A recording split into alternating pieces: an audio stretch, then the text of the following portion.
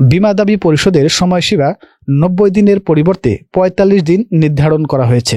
বীমা কোম্পানির সম্পদ বা বিনিয়োগ জামানত রেখে পরিচালক বা শেয়ারহোল্ডার বা তাদের পরিবার অথবা তাদের সঙ্গে সংশ্লিষ্ট ব্যক্তিদের ঋণ প্রাপ্তিতে সহায়তা প্রদানে নিষেধাজ্ঞা আরোপ করা হয়েছে।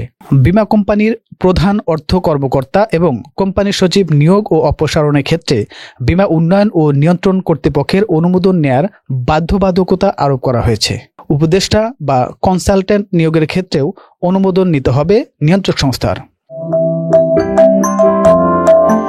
বীমা খাতের উন্নয়নে বীমা আইন সংশোধনের উদ্যোগ নিয়েছে সরকার। আইনটি প্রণয়ন করা হয় 2010 সালে। সে বছরই বীমা উন্নয়ন ও নিয়ন্ত্রণ কর্তৃপক্ষ আইন প্রণয়ন করা হয়। এরপর 2011 সালে গঠন করা হয় বীমা উন্নয়ন ও নিয়ন্ত্রণ কর্তৃপক্ষ IDRA।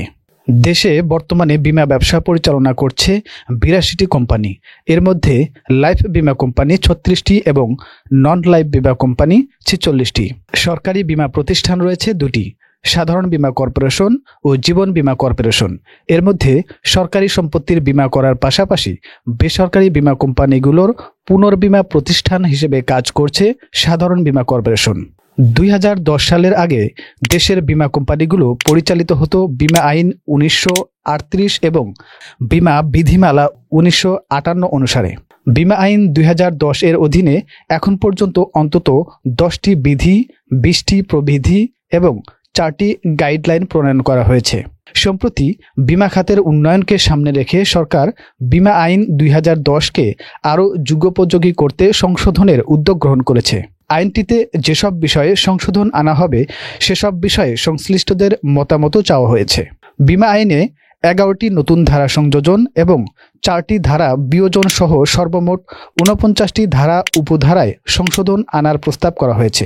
প্রস্তাবিত সংশোধন অনুযায়ী বীমা কোম্পানির সম্পদ বা বিনিয়োগ জামানত রেখে পরিচালক বা শেয়ারহোল্ডার বা তাদের পরিবার অথবা তাদের সঙ্গে সংশ্লিষ্ট ব্যক্তিদের ঋণ প্রাপ্তিতে সহায়তা প্রদানে নিষেধাজ্ঞা আরোপ করা হয়েছে।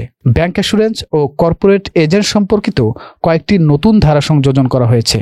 বীমা কোম্পানির প্রধান অর্থ কর্মকর্তা এবং কোম্পানি সচিব নিয়োগ ও অপসারণের ক্ষেত্রে বীমা উন্নয়ন ও নিয়ন্ত্রণ কর্তৃপক্ষের অনুমোদন নেয়ার বাধ্যবাধকতা আরোপ করা হয়েছে।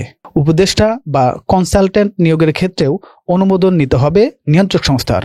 বীমা কোম্পানিতে সর্বোচ্চ 2 জন উপদেষ্টা বা কনসালটেন্ট নিয়োগ করা যাবে, যাদের যোগ্যতা ও অভিজ্ঞতা নির্ধারণ করবে কর্তৃপক্ষ। পরিবারের সংজ্ঞায় কিছুটা সংযোজন আনা হয়েছে। বলা হয়েছে, স্বামী বা স্ত্রী, পিতা বা মাতা, নির্ভরশীল পুত্র অথবা কন্যা, নির্ভরশীল ভাই অথবা বোন এবং সংশ্লিষ্ট ব্যক্তির ওপর নির্ভরশীল প্রাকৃতিক ব্যক্তিসত্তা সকলেই পরিবারের অন্তর্ভুক্ত হবে। বীমা দাবি পরিশোধের সময়সীমা 90 দিনের পরিবর্তে 45 দিন নির্ধারণ করা হয়েছে। অর্থাৎ 45 দিনের মধ্যে বীমা দাবি পরিশোধ করতে না পারলে পরবর্তী দিনগুলোর জন্য সুদসহ বীমার টাকা ফেরত দিতে হবে গ্রাহককে। বীমা কোম্পানির পরিচালক সংখ্যা সর্বোচ্চ 20 জনই থাকছে, তবে নিরপেক্ষ পরিচালকের সংখ্যা বাড়ানো হয়েছে। কোনো কোম্পানির পরিচালক সংখ্যা 10 জনের বেশি হলে নিরপেক্ষ পরিচালক থাকবেন 4 জন, এর কম হলে থাকবেন 2 জন। শেয়ার গ্রহীতারা কর্তৃপক্ষ কর্তৃক নির্ধারিত পদ্ধতিতে বীমা কোম্পানির পরিচালক নির্বাচন করবেন।